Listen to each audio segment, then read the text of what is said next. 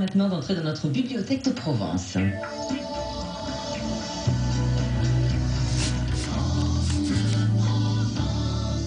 Une bibliothèque où se trouvent des livres mettant notre région, nos villes en lumière, mais également des personnages atypiques, comme c'est le cas avec le livre de Martine Lecam que nous avons au téléphone. Bonjour. Bonjour. Alors, votre livre, Frère Antoine, ermite de l'ordre du jour, est paru aux éditions Campanile, et vous racontez l'histoire de ce moine qui vit dans une grotte à Roquebrune-sur-Argence. Alors, qui est-il exactement? Alors, Frère Antoine est un ancien moine cistercien.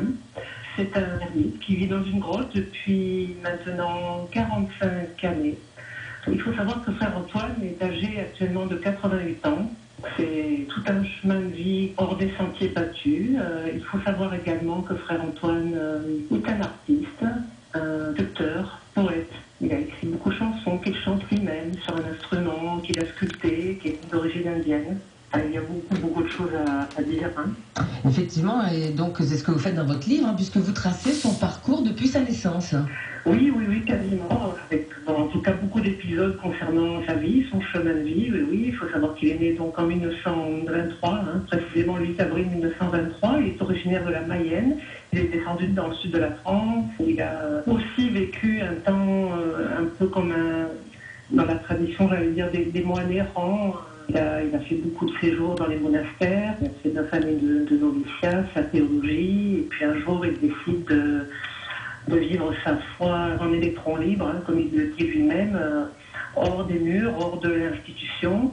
Et donc le paradoxe de l'ermite, le paradoxe qui le caractérise, c'est qu'à un moment donné de sa vie, il choisit de se retirer du monde, et là, le monde vient à lui. Oui, effectivement, parce qu'on peut lui rendre visite, c'est bien ça? Oui, tout à fait. En fait, Frère Antoine se situe complètement dans une tradition d'accueil. Il le dit lui-même d'ailleurs, il dit je ne reçois pas sur rendez-vous, mais je reçois sur irruption.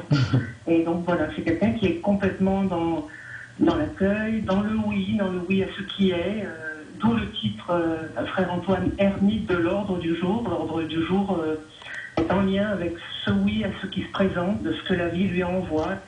Alors, votre livre, Martine Lecam, est également illustré de très très belles photos. En effet, beaucoup de photos que j'ai prises au Rocher, auprès de Frère Antoine également.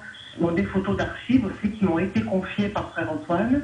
J'ai voulu aussi mettre en avant cette qualité d'artiste qui le caractérise, puisque il a longtemps sculpté sur bois. Il a également restauré entièrement une église dans le 11e arrondissement de Marseille, l'église de la Val-Barrel. Et à l'époque, il en avait fait la restauration des vitraux, bas-reliefs, en passant par les sculptures sur bois. Donc on trouve des photos de ses créations dans le livre. Et puis, il faut savoir que Frère Antoine a un lien profond, un lien de cœur avec l'Inde. Il a également vécu 14 pèlerinages en Inde et rencontré notamment le premier disciple de Gandhi qui s'appelait Vinoba Bhave. Donc voilà.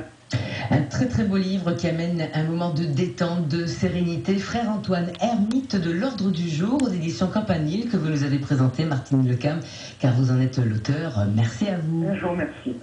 Ce beau livre donc est pour vous. Vous pouvez appeler sans attendre le 04 42 38 08 08.